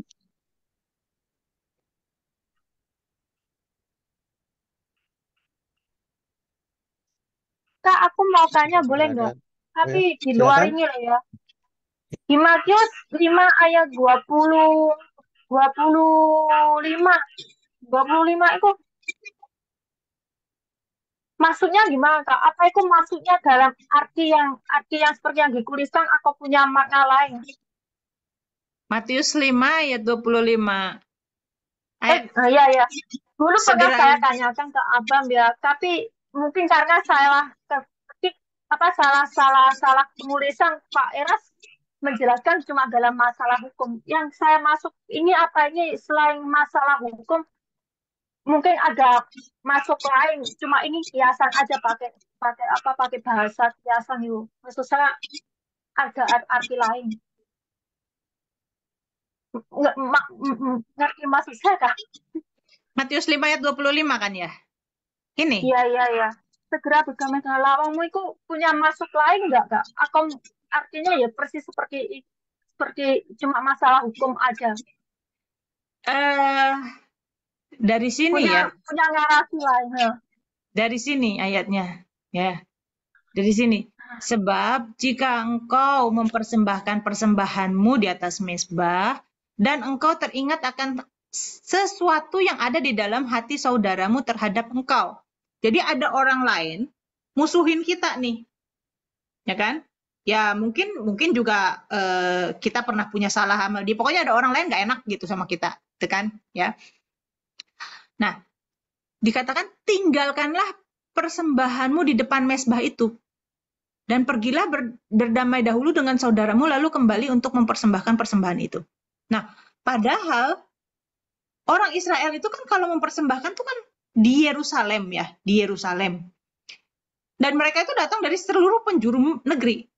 Tuhan itu ngajarin, kalau kamu datang ke Bait Allah, ke Yerusalem, terus kamu tiba-tiba ingat, wah, aku tuh waktu kemarin tuh menyinggung dia loh, dan dia masih tersinggung sama aku.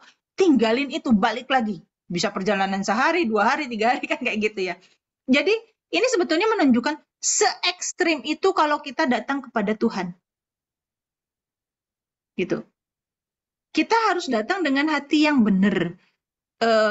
Tinggalkan, pergi dahulu berdamai, ya, lalu kembali untuk mempersembahkan persembahan itu. Loh, kalau dia nggak mau berdamai gimana? Bukan urusan kita. Pokoknya kita lakukan bagian kita. Kalau kita pernah punya salah sama dia, kita minta maaf. Kalau dia nggak mau maafin gimana? Terserah. Pokoknya kita lakukan bagian kita dan kita udah benar di hadapan Tuhan, baru kita bisa mempersembahkan. Jadi mempersembahkan itu dengan dengan hati yang bersih gitu. Ya. Nah, segeralah berdamai dengan lawanmu selama engkau bersama-sama dengan dia di tengah jalan, supaya lawanmu itu jangan menyerahkan engkau kepada hakim dan hakim itu menyerahkan engkau kepada pembantunya dan engkau dilemparkan ke dalam penjara. Aku berkata kepadamu, sesungguhnya engkau tidak akan keluar dari sana sebelum membayar hutangmu sampai lunas. Jadi sama gitu ya. Kalau kamu juga lagi berseteru gitu, ayo sudah, ngapain sih dipanjang-panjangin? Ngapain sih? Nanti kamu akan dihukum sampai betul-betul kamu selesai dengan semuanya itu.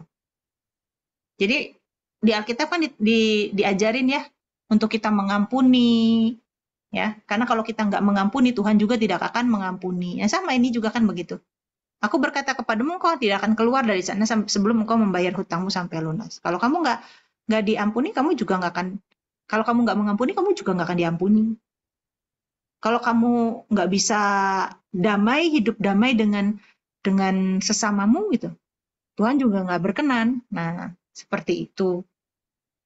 Jadi ditarik dari ayat 23 ini. Ini satu inti. Terima kasih, Kak. Kebenaran apa ya? Kebenaran batin ya istilahnya tuh seperti itu ya. Jadi kalau kita datang sama Tuhan tuh jangan kita masih punya seteru, kita masih punya pertengkaran sama orang gitu ya. Tapi kita mau datang sama Tuhan begitu aja gitu. Tuhan nggak berkenan sama itu gitu. Poinnya seperti itu.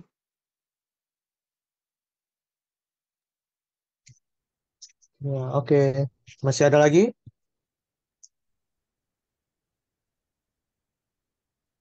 Oke ya, nggak ada ya. Minggu depan Kak. kita tetap ada. Ya, silakan, Lisa. Tapi kalau benar ya, kalau kita ini kalau misalnya kita lagi berdoa ya, terus kita ingat sama teman kita, misalnya sama orang yang menyakiti kita harus menyelesaikan dulu ya. Tapi ada ayat 1 yang bilang kalau kamu boleh marah cuma malam itu, misalnya sehari sampai malam ini, besoknya kamu harus selesaikan. Misalnya itu terjadi pada hari itu, kamu kan apa harus, tapi namanya manusia kan kadang punya kemarahan ya Kak ya. Sementara di Alkitab juga bilang kamu boleh marah, tapi setelah itu kamu harus menyelesaikan. Itu gimana maksudnya?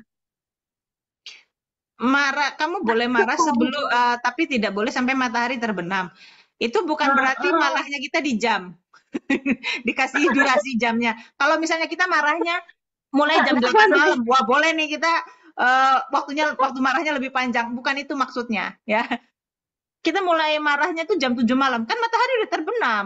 Jadi saya boleh marah sampai besok, sampai matahari terbenam lagi. Bukan itu maksudnya. Ya. Jadi maksudnya gini, kita boleh marah tapi jangan biarkan matahari terbenam. Artinya kita harus bisa menguasai diri. Gitu. Ya, bukan itu di jam nih. Wah, aku marahnya pagi, wah aku bisa marah sampai sore. Wah, terus aja marah kan seperti itu. Oh gitu. Ya, bukan, tapi kasih. nah, jadi kita itu manusia. Dan emosi itu Tuhan yang ciptakan. Jadi bukan berarti kita nggak boleh marah, kita hanya bahagia aja ya, emosi-emosi yang positif. Kita nggak boleh sedih, bahkan ketika meninggal itu banyak loh pendeta-pendeta ketika di pemakaman itu, jangan bersedih, sudah ada saudara kita ini sudah ada bersama-sama dengan Tuhan di surga gitu ya. Jadi jangan lagi bersedih. Padahal yang namanya ditinggalin, saya aja ditinggal kuliah sama anak saya di luar kota, saya nangis gitu ya. Apalagi ditinggal selama-lamanya. Nah, kita ini manusia yang diciptakan dengan emosi. Tanpa emosi kita jadi robot, bukan manusia. Ya bahkan robot pun sekarang sudah dikasih emosi kan gitu kan. Nah, kita ini manusia yang diciptakan dengan emosi. Jadi pasti ada gunanya dan kita boleh marah, boleh bersedih, boleh kesal. Tapi kita marah dengan motivasi yang benar, dengan tujuan yang benar. Dan ukuran marahnya harus benar. Jadi gini, masa kita nggak boleh marah? Terus kita lihat orang ngegebukin orang lain gitu ya. Hore, bagus ya digebukin hore gitu. Kita memberi semangat. Kan salah. Kalau kita lihat orang main hakim sendiri semena-mena ngegebukin orang lain, ya kita harus marah dong. Kalau kita ngelihat ada orang memperkosa orang lain, ya mungkin nggak ngelihat, kita mendengar berita. Ya, kita dengar berita. Wah, ada di Indonesia nih ada tuh beritanya pendeta melakukan pedofilia misalnya gitu.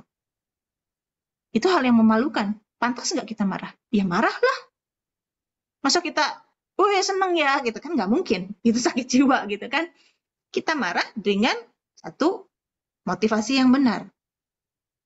Ya. Nah, kedua, kalau kita mengungkapkan marah kita, tujuannya untuk apa? Untuk memperbaiki. Misal saya marah sama Bu Lisa. Kenapa? Misal sorry ya Bu Lisa ya. Misalnya, Bu Lisa ini misal nggak jujur sama saya, misalnya gitu ya. Terus saya marah sama Bu Lisa. Bu Lisa, jadi orang tuh yang jujur dong, gitu. Tujuannya saya marah adalah untuk memperbaiki, gitu. Jadi boleh marah untuk memperbaiki orang lain, bukan untuk ngeluapin emosi aja. Kalau ngeluapin emosi aja bisa itu berbagai binatang peliharaan kita keluar kan? Si dogi gitu ya, piki gitu kan? Monkey gitu kan, itu bisa keluar semua kalau kita meluapkan emosi kita tujuannya marah gitu. Nah, kalau kita marah sama anak, sama siapapun, tujuannya adalah memperbaiki dia.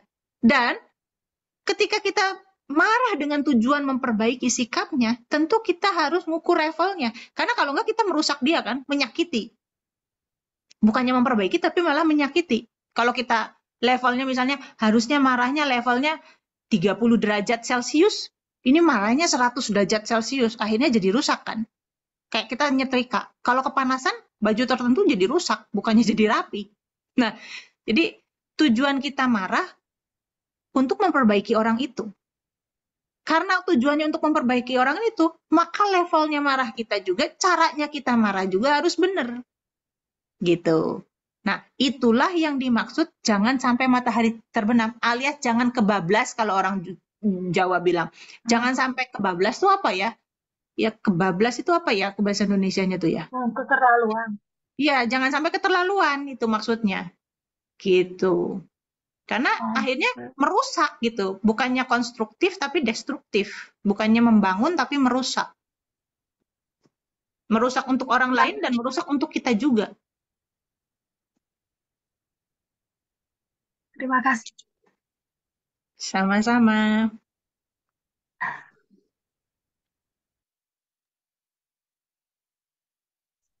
Oke, sudah lewat waktu, masih ada lagi? Tidak ada, kita tutup ya. Kita bertemu lagi minggu depan. Nanti jadwal akan dikasih di line. Nanti akan kita kabarin. Yuk, kita berdoa untuk malam ini. Bapak, kami mengucap syukur untuk malam hari ini. Kami berterima kasih untuk belajar hari ini. Kalau kami harus diperbarui dalam pikiran kami, hati kami harus selalu di-upgrade Tuhan, harus bisa belajar untuk bisa melakukan segala sesuatu sesuai dengan pikiran dan perasaanmu Tuhan. Ajari kami Tuhan, kami terus mau belajar, kami rindu untuk diubahkan setiap saat Tuhan. Mampukan kami menjalani hari-hari kami Tuhan. Besok kami akan bekerja, kami akan sekolah, kami melakukan apapun yang kami kerjakan Tuhan. Kami mau menyerahkan semuanya ke dalam tangan-Mu juga pada malam hari ini. Kami mau sebentar juga akan beristirahat Tuhan, jagai kami sepanjang malam. Juga untuk teman-teman kami yang tidak sempat hadir, dimanapun mereka berada Tuhan, kasih-Mu juga menyertai mereka. Berkati juga Kana, berkati juga Kasoni Tuhan. Terima kasih Tuhan. Kami berdoa, kami mengucap syukur hanya di dalam nama-Mu saja. Haleluya. Amin. Terima kasih teman-teman. Terima kasih.